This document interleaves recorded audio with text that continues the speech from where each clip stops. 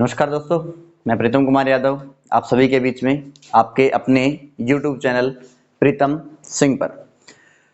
तो हमारे साथ जुड़े रहने के लिए इस चैनल को ज़्यादा से ज़्यादा सब्सक्राइब करें, शेयर करें और अगर आपको वीडियो अच्छी लगे तो इसे लाइक जरूर करें। तो आज का हमारा टॉपिक रहेगा साइंस का, और साइंस में हमारा आज का टॉपिक रहेगा कंकाल तंत्र यानी स्केलेटल सिस्टम। तो दोस्तों, हम अगर कंकाल तंत्र की बात करते हैं तो कंकाल तंत्र में अगर मैं देखूं तो क्या होता है, कंकाल तंत्र कितने प्रकार का होता है।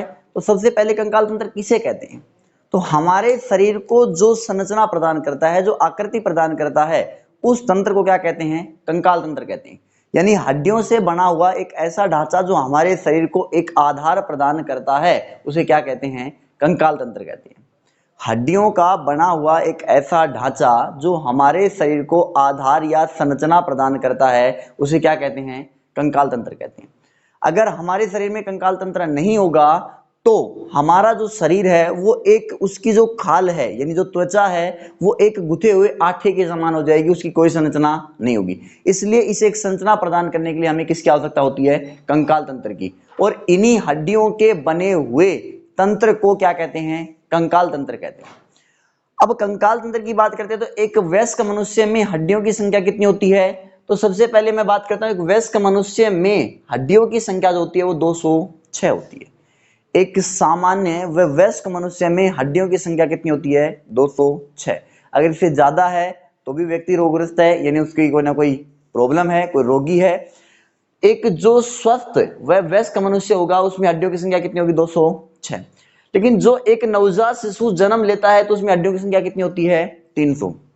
अब आपको कुछ बुक्स में मिल सकता है कि नवजात शिशु में हड्डियों की संख्या होती है 270 से 300। दोस्तों, ये बिल्कुल ही गलत आंसर है। क्यों? क्योंकि 270 से 300 का आंसर ये होगा कि किसी अगर शिशु में 270 हड्डियां हैं तो उसके शरीर की संरचना अलग अलग प्रकार की होगी। जिसमें 280 होंगी उसमें अलग प्रकार की होगी, और जिसमें 290 होंगी उसकी संरचना अलग प्रकार की होगी। जबकि प्रत्येक शिशु की जो संरचना होती है, यानी प्रत्येक मानव की जो संरचना होती है वो क्या होती है, एक समान होती है। तो उसमें हड्डियों की संख्या क्या रहेगी, समान। तो हमें अगर ये सवाल पूछा जाए, एग्जाम में पूछा भी जा चुका है कि नवजात शिशु में हड्डियों की संख्या कितनी होती है, तो हमें आंसर देना है 300। 270 से 300 के बीच का मतलब होता है कि शिशु में 270 से लेकर 300 के बीच कितनी भी हड्डियां हो सकती हैं, जो कि क्या है, गलत आंसर है। हमारा राइट आंसर होगा, अगर आपसे सवाल पूछा जाए वयस्क मनुष्य में हड्डियों की संख्या तो 206, और ये पूछा जाए कि नवजात शिशु में हड्डियों की संख्या तो आपका आंसर होगा 300। ठीक है दोस्तों, अब मैं कंकाल तंत्र की बात करता हूं तो कंकाल तंत्र दो प्रकार का होता है। एक होता है अक्षीय कंकाल तंत्र या जिसको मुख्य कंकाल तंत्र भी कहते हैं, और दूसरा होता है उपांगीय कंकाल तंत्र। अब बात आती है कि अक्षीय कंकाल तंत्र किसे कहते हैं और उपांगीय कंकाल तंत्र किसे कहते हैं। तो दोस्तों, सबसे पहले मैं बात करता हूं अक्षीय कंकाल तंत्र की। तो अक्षीय कंकाल तंत्र जो हमारे शरीर के मुख्य अक्ष का निर्माण करते हैं, यानी जिससे हमारी पहचान होती है, उस कंकाल तंत्र को क्या कहते हैं, मुख्य कंकाल तंत्र या अक्षीय कंकाल तंत्र कहते हैं। मैं फिर बता रहा हूं कि कंकाल तंत्र को दो भागों में बांटा गया है। फर्स्ट ऑफ है कि आपका मुख्य कंकाल तंत्र, अक्षीय कंकाल तंत्र जो आपके शरीर के मुख्य अक्ष का निर्माण करते हैं उसे कहते हैं अक्षीय कंकाल तंत्र, जिससे हमारी पहचान होती है, जिससे हमारी आइडेंटिफिकेशन होती है, उस एरिया को क्या कहते हैं, अक्षीय कंकाल तंत्र। जैसे हमारा शरीर है, यहाँ पे चेस्ट है, ये सिर है, ये सभी क्या किस में आएंगे, अक्षीय कंकाल तंत्र। यानी इस कमर से ऊपर ये जो सिर है ये किस में आते हैं, अक्षीय कंकाल तंत्र में। दूसरा आता है उपांगीय कंकाल तंत्र, जो हमारे शरीर के उपांगों का निर्माण करते हैं, उन्हें क्या कहते हैं, उपांगीय कंकाल तंत्र, जिसमें दोनों हाथ और दोनों पैर, यानी यहां से अलग और पैरों में ये कूल्हे की हड्डियों से नीचे का जो पार्ट कहलाता है, क्या कहलाता है, उपांगीय कंकाल तंत्र कहलाता है। एक आएगा मुख्य या अक्षीय कंकाल तंत्र, तो जो आपके शरीर के मुख्य अक्ष का निर्माण करेंगे वो अक्षीय कंकाल तंत्र, और जो हाथ पैरों का निर्माण करते हैं उन्हें क्या कहते हैं, उपांगीय कंकाल तंत्र कहते हैं। ये दो प्रकार का होता है, अक्षीय कंकाल तंत्र जो मुख्य अक्ष का निर्माण करता है, और दूसरा आएगा आपका उपांगीय कंकाल तंत्र जो आपके उपांगों यानी हाथ पैरों का निर्माण करते हैं, उन्हें क्या कहते हैं, उपांगीय कंकाल तंत्र। अब दोस्तों, शरीर जो होता है उसमें जो मुख्य अक्ष है, यानी जो अक्षीय कंकाल तंत्र है, इस पर उपांगीय कंकाल तंत्र को, यानी उपांगीय जो कंकाल तंत्र है, यानी जैसे हाथ और पैर है, ये किस में आते हैं? उपांगीय कंकाल तंत्र में। और ये जो हमारा चेस्ट है, जो ब्रेन है, ये किस में आते हैं? अक्षीय कंकाल तंत्र में। तो इस अक्षीय कंकाल तंत्र को उपांगीय कंकाल तंत्र से जोड़ने के लिए इसमें मेखलाएं पाई जाती हैं, यानी जो जोड़ होता है उन्हें क्या कहते हैं? मेखलाएं कहते हैं। जैसे कि यहाँ ये हाथ है, इसका यहाँ पे ये जोड़ है, तो ये क्या कहलाएगा? मेखलाएं कहलाएगा। इसी प्रकार ये पैर है नीचे, तो ये जो नीचे जो पैर का और जो ऊपर ये जो जोड़ है, ये भी क्या कहलाएगा? मेखलाएं। तो शरीर पर मेखलाएं किसे कहते हैं? तो उपांगीय कंकाल को मुख्य अक्ष पर साधने के लिए जो जोड़ पाया जाता है, यानी जो संधि पाई जाती है, उसे क्या कहते हैं? मेखलाएं कहते हैं। और हड्डियों के मध्य जोड़ों को क्या कहते हैं? संधि कहते हैं। क्या कहते हैं? संधि। तो दोस्तों, उपांगीय कंकाल को मुख्य अक्ष पर साधने के लिए दो मेखलाएं पाई जाती हैं, जो चाप होती हैं वो पाई जाती हैं। और ये मेखलाएं दो प्रकार की होती है। पहली होती है अंश मेखला और दूसरी आएगी आपकी श्रोणि मेखला। अंश मेखला आपकी जो कंधे की हड्डी है, ये क्या कहलाती है? अंश मेखला। और दूसरी जो कूल्हे की हड्डी होती है, वो क्या कहलाती है? श्रोणि मेखला। तो मेखलाएं दो प्रकार की होती हैं। और मेखला किसे कहते हैं? तो उपांगीय कंकाल को मुख्य अक्ष पर साधने के लिए शरीर में दो चाप पाई जाती हैं, जिन्हें क्या कहते हैं? मेखलाएं कहते हैं। मेखलाएं दो प्रकार की होती हैं, अंश मेखला और श्रोणि मेखला। अंश मेखला कंधे की हड्डी को अंश मेखला कहते हैं और कूल्हे की हड्डी को श्रोणि मेखला कहते हैं। आगे बात करते हैं दोस्तों कि हमारे शरीर की सबसे बड़ी, अगर मैं बात करूं कि शरीर में हड्डियों की संख्या कितनी होती है? 206। लेकिन अगर मैंने बताया था कि मांसपेशियों की संख्या की बात करें तो कितनी होती है? 639। मानव शरीर में मांसपेशियों की संख्या कितनी होती है? 639। याद रखना है दोस्तों, आपको 3 पॉइंट कंफ्यूजन करेंगे। शरीर में हड्डियों की संख्या 206, नवजात शिशु में 300, शरीर में मांसपेशियों की संख्या 639 और शरीर में पसलियों की संख्या तो 12 जोड़ी यानी 24 होती है। अब मैं बात करता हूं कि जो मांसपेशियां होती हैं, तो सबसे बड़ी मांसपेशी कौन सी होती है? यानी जो हमारी हड्डियां होती हैं वो स्वतः कार्य नहीं करती, इनको कार्य करवाने के लिए इन हड्डियों के साथ क्या पाई जाती हैं? मांसपेशियां पाई जाती हैं, जो इन्हें कार्य करने के लिए क्या करती हैं? प्रेरित करती हैं। ठीक है दोस्तों। और इन मांसपेशियों को संकुचनशील तंत्र भी कहते हैं, क्योंकि ये संकुचनशील हो सकती हैं, ये मुड़ती और खुलती और इकट्ठी होती हैं, इसीलिए हड्डियों को भी खोलने और मोड़ने का क्या करती हैं? कार्य करती हैं। तो हड्डियों के साथ क्या पाई जाती हैं? मांसपेशियां पाई जाती है, जो हड्डियों को कार्य करने के लिए क्या करती हैं? प्रेरित। तो हमारे शरीर की सबसे लंबी जो हड्डी है वो कौन सी है? फीमर। कहां पाई जाएगी? जांघ में। तो आपको याद रखना है दोस्तों कि जहां सबसे लंबी हड्डी पाई जाएगी वहीं सबसे लंबी क्या पाई जाएगी? मांसपेशी पाई जाएगी। तो सबसे लंबी हड्डी कौन सी है? फीमर, जो कहां पाई जाती है? जांघ में। तो सबसे लंबी मांसपेशी कौन सी है? साइटोरियम। कौन सी है? साइटोरियम।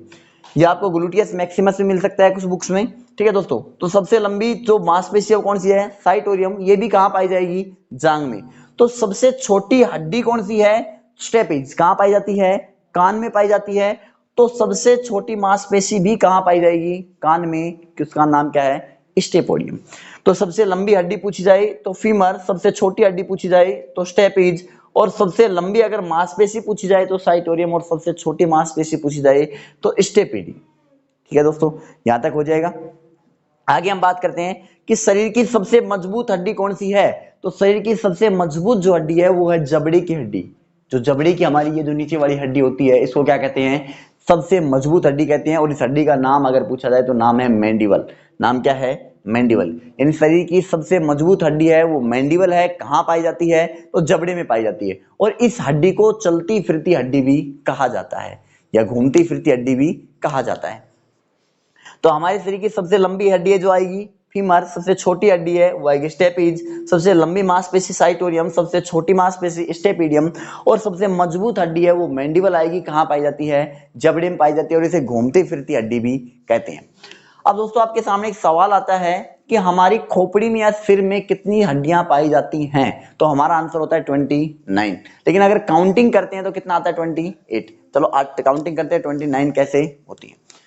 तो सबसे पहले चेहरे में, यानी जो आपका ये जो चेहरा है इसका निर्माण करती हैं, वो कितनी हड्डियां करती हैं? तो 14 हड्डियां आपके चेहरे का निर्माण करती हैं। किसका निर्माण करती हैं? चेहरे का। तो आपके चेहरे में कितनी हड्डियां होती हैं? 14 हड्डियां होती हैं। फिर दोस्तों उसके बाद आपके आते हैं कान। कान में कितनी हड्डियां होती हैं? 6। 3 इसमें, 3 इसमें, तो 3 + 3 कितनी हो जाती हैं? 6। उसके बाद आपका जो मस्तिष्क होता है वो एक कपाल में सुरक्षित रहता है। किसमें सुरक्षित रहता है? कपाल में। यानी मस्तिष्क के चारों ओर जो आवरण पाया जाता है उसे क्या कहा जाता है? कपाल कहा जाता है। और ये कपाल जो है वो 8 हड्डियों से मिलकर बना होता है। तो कपाल में कितनी हड्डियां होती हैं? 8। तो इस प्रकार हमने खोपड़ी में जो हड्डियों की संख्या काउंट की, वो चेहरे में 14 आई, कान में अपनी 6 आई और मस्तिष्क में 8 आई। तो 14 6 20 और 8 28। अब एक हड्डी कम पड़ती है, क्योंकि मैंने बताया था सिर में या खोपड़ी में हड्डियों की संख्या कितनी होती है? 29। लेकिन यहाँ काउंटिंग कितनी आई? 28। एक हड्डी जो होती है वो गर्दन में पाई जाती है। आपकी कहाँ पाई जाती है? गर्दन में, जिसका नाम है हॉयड। इसको क्या कहते हैं? हॉयड बोन कहते हैं, यानी हॉयड हड्डी कहते हैं। तो जो हॉयड बोन है वो गर्दन में पाई जाती है और इस हॉयड हड्डी के जस्ट ऊपर थायराइड ग्रंथि पाई जाती है। इस प्रकार हमारे खोपड़ी में या सिर में टोटल हड्डियों की संख्या कितनी हो जाती है? 29 हो जाती है, 29। इसी प्रकार दोस्तों मैं आगे बात करता हूं कि हमारे शरीर में जो पसलियां होती हैं, तो पसलियों की संख्या कितनी होती है? तो जो छाती के पार्श्व भाग में जो पिंजरे नुमा एक दूसरे में उलझी हुई, ये पतली व मुड़ी हुई जो हड्डियां पाई जाती हैं, उन्हें क्या कहते हैं? पसलियां कहती हैं। जो कि हमारे हृदय की क्या करती हैं? सुरक्षा का कार्य करती हैं, उन्हें क्या कहते हैं? पसलियां। जो छाती के पार्श्व भाग में पाई जाती हैं, आपस में मुड़ी हुई पिंजरे नुमा एक दूसरे में धसी हुई रहती हैं। इनकी संख्या होती है 12 जोड़ी या 24। इनकी संख्या कितनी होती है? 12 जोड़ी, या संख्या की अगर मैं बात करूं तो 24 होती है। जोड़ी में 12 जोड़ी और संख्या की बात करूं तो 24। फिर आपके कशेरुक दंड आता है, यानी रीढ़ की जो हड्डी आती है उसे क्या कहते हैं? कशेरुक दंड। इसमें जो हड्डियों की संख्या होती है वो 33 होती है। ठीक है दोस्तों। उसके बाद आपसे अगर पूछ ले तो हाथ और पैर में हड्डियों की संख्या कितनी होती है? तो हाथ जो होती है उनमें हड्डियों की संख्या होती है 60, जो कि 30 + 30 होती है, यानी 30 राइट में और 30 लेफ्ट में। तो कितनी हो जाती है? 60। इसी प्रकार अगर पैर की हड्डियों की बात करूं तो आपकी होती है 62, जो 31 + 31 होती है, यानी 31 राइट पैर में और 31 लेफ्ट पैर में। तो टोटल कितनी हो जाएगी? 62। दोस्तों पैर की जो हड्डी होती है उन्हें टीबिया कहते हैं, जो नीचे आती है। और जो हथेली की हड्डी होती है उसे क्या कहते हैं? पेटेला कहते हैं। इस प्रकार हमारा कंकाल तंत्र होता है, जो हमारे शरीर को एक संरचना प्रदान करता है। अगर हमारे शरीर में ये कंकाल तंत्र नहीं होगा, तो मैंने आपको पहले बताया कि हमारा शरीर जो है वो एक गुथे हुए आटे के समान हो जाएगा, उसकी कोई संरचना नहीं होगी। ठीक है दोस्तों। तो हमारे शरीर को संरचना प्रदान करने के लिए किसकी आवश्यकता पड़ती है? कंकाल तंत्र की। कंकाल तंत्र कितने प्रकार का होता है? तो 2 प्रकार का, अक्षीय कंकाल तंत्र और उपांगीय कंकाल तंत्र। तो इसी प्रकार हमारे साथ जुड़े रहने के लिए हमारे YouTube चैनल प्रीतम सिंह को लाइक करें, शेयर करें और सब्सक्राइब जरूर करें, और नए नोटिफिकेशन के लिए बेल आइकन जरूर दबाएं। Best of luck.